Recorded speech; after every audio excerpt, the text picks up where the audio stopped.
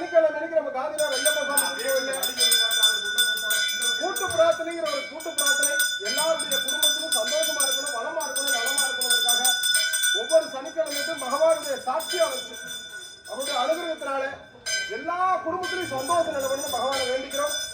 அதே மாதிரி இந்த வாரத்துல நம்மளுடைய கோவிலுடைய 3 விதமான பூஜைகள் என்னன்னா, சனிக்கிழமை தோறும் ஒவ்வொரு சனிக்கிழமை அன்னைக்கும் காலையில இருந்து சாயந்தரம் 9:30 மணி வரைக்கும் நீராந்திர வழிபாடு நடக்கும். இந்த நீராந்திர வழிபாடுங்கிறது எத்தனையோ பிரச்சனைகளை தடைகளை தகக்கூடிய சக்தி இந்த நீராந்திர வழிபாடு இருக்கு. அதனால தயவு செய்து உங்களுக்குள்ள மனோ பிரச்சனைகள் இருந்தாலும், குடும்ப பிரச்சனை, தொழில் பிரச்சனை ஏதாவது இருந்தால் இந்த கோவில் மட்டுமில்ல, எங்கெல்லாம் ஐயப்பன் கோவில் இருக்கிறோம் அந்த இடத்துல சனிக்கிழமை நாள் அன்னைக்கு இந்த நீராந்திரம் போட்டீங்கன்னா உங்களுடைய வாழ்க்கையில இருந்து படிப்படியா பிரச்சனைகள் விலகுங்கிறது உண்மையான சத்தியமான உண்மை. இதுல நிறைய பேர் அனுபவப்பட்டிருக்கிறாங்க. அதனால பகவான்கிட்ட வேண்டிக்குவோம். இரண்டாவது விஷயம், ஒவ்வொரு சனிக்கிழமையும் நிதர்சனமான உலகத்திலேயே மிகவும் போதுங்கிற அன்னதானம் இங்க பகவானுடைய அனுகிரகத்தினால நடந்துட்டு இருக்குது. 2020 இருந்து இன்னைக்கு வரைக்கும் எந்த ஒரு குறை இல்லாம மேலும் மேலும் வளமா நலமா இருக்கணுங்கிறதுக்காக, ஏன்னா போதும்னு சொல்லக்கூடிய ஒரே பொருள் இந்த அன்னதானம் தான். இது எதை கொடுத்தாலும் இன்னும் கொஞ்சம் வேணும்னு மனசு கேட்கும். ஆனால் இந்த மகா அன்னதானம் ஒவ்வொருடைய வயிற்றுக்குள்ள போகும்போது ஒரு பிடி அரிசி சாப்பாடு அன்னதமா எடுக்கும் போது அந்த பகவான் நினைச்சிட்டு என்ன பிரச்சனை இருக்குதோ, என்னென்ன மனசுக்குள்ள இருக்குதோ அதெல்லாம் நினைச்சிட்டு பகவானை சாப்பிடுங்க. இது சில பேருக்கு வியாதிகளுக்கு மருந்தா இந்த அன்னதானம் போய் உள்ளுக்குள்ள சேருது. அதனால இந்த அன்னதானத்தை இங்க மட்டும் இல்ல, தானத்துல சிறந்ததான அன்னதானம். இந்த அன்னதானத்தை சாப்பிடும் போது ஒருவருக்கு அரிசியோட கீழே சிந்தாம அதுக்கு ஒரு மரியாதை கொடுத்து பகவானை தொட்டு கும்பிட்டு கையில தண்ணி ஊற்றி விழாவி சாப்பிடணும். அந்த காலத்துல அதான் பண்ணிட்டு இருந்தாங்க. அதனால இந்த அன்னதானம் என்னைக்கு குறையில்லாம நடக்கணும்னு பகவானை வேண்டிக்குங்க. அதே மாதிரி 3வதான விஷயம், ஒவ்வொரு ஞாயிற்றுக்கிழமையும் வருகின்ற ஒவ்வொரு ஞாயிற்றுக்கிழமையும் 4:30 மணியிலிருந்து 6 மணி வரைக்கும் வரக்கூடிய நேரத்தை அதாவது ராகு காலம்னு சொல்லுவாங்க. இந்த ராகு காலத்துல நம்ம தர்மசாஸ்திரமுடைய ஆலயத்துக்கு பின்னாடி இருக்கிற நாக சர்மம், அதாவது எல்லாருடைய சாதாரண வச்சிருப்பாங்க, இது ஆதி காலத்தினுடைய நாக சர்மம். சிலதுல பல நூற்றாண்டுகளை, பல குடும்பங்களை, பல தலைமுறையை பார்த்த நாக சர்மத்தை நம்ம பிரதிஷ்டை பண்ணியிருக்கோம்.